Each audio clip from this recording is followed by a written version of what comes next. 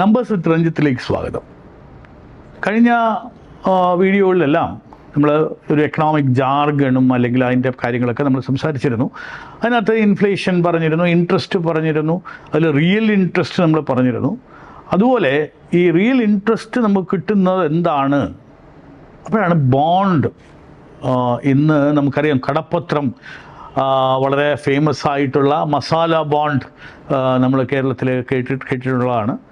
അതുപോലെ തന്നെ വലിയ തോതിലുള്ള ബോണ്ടുകൾ ഇഷ്യൂ ചെയ്യുന്നു. അമേരിക്ക ബോണ്ട് ഇഷ്യൂ ചെയ്തിട്ടുണ്ട്, ട്രഷറി ബോണ്ട്സ് ഉണ്ട്. അപ്പോൾ ഇങ്ങനെ നമ്മൾ ബോണ്ട് എന്ന് പറഞ്ഞ് പലപ്പോഴും നമ്മൾ കേൾക്കാറുണ്ട്. എന്താണ് ഈ ബോണ്ട്? ബേസിക്കലി നാം ഒരു ബോണ്ട് ഇഷ്യൂവറിന് കൊടുക്കുന്ന ഒരു സാധാരണക്കാരൻ അല്ലെങ്കിൽ ഒരു ഇൻവെസ്റ്റർ ഒരു ഇഷ്യൂവറിന് കൊടുക്കുന്ന ഒരു കടമാണ്. അതുകൊണ്ടാണ് അതിനെ കടപ്പത്രം എന്ന് പറയുന്നത്.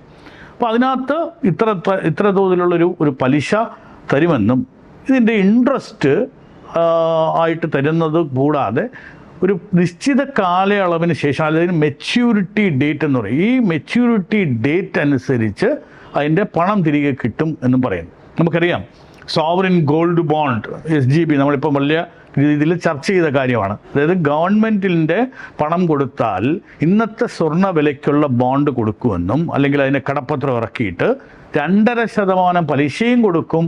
അതുപോലെ തന്നെ നമ്മുടെ ഒരു 6 വർഷം കഴിഞ്ഞ് തിരിച്ച് കിട്ടുമ്പോൾ അന്നത്തെ സ്വർണ്ണ വില തിരിച്ചു നൽകും എന്ന് പറഞ്ഞിട്ടാണ് ഈ സോവറിൻ ഗോൾഡ് ബോണ്ടൊക്കെ ഇഷ്യൂ ചെയ്തത്. ഇന്ന് നമുക്കറിയാം ഈ വളരെ അഭൂതപൂർവമായിട്ടുള്ള സ്വർണത്തിൻ്റെ വിലക്കയറ്റം കാരണം അത് ഗവൺമെൻറ് നിർത്തുകയൊക്കെ. അപ്പോൾ ഇത് ഒരു ബോണ്ടിലുള്ള ഇഷ്യൂ എന്ന് പറയുന്നത് നമ്മൾ വിശ്വസിക്കുന്ന എസ്പെഷ്യലി ഗവൺമെൻറ് അല്ലെങ്കിൽ മറ്റ് കമ്പനീസിലേക്ക് നമ്മൾ കൊടുക്കുന്ന കടം നിശ്ചിത തോതിലുള്ള പലിശ കിട്ടുന്നു.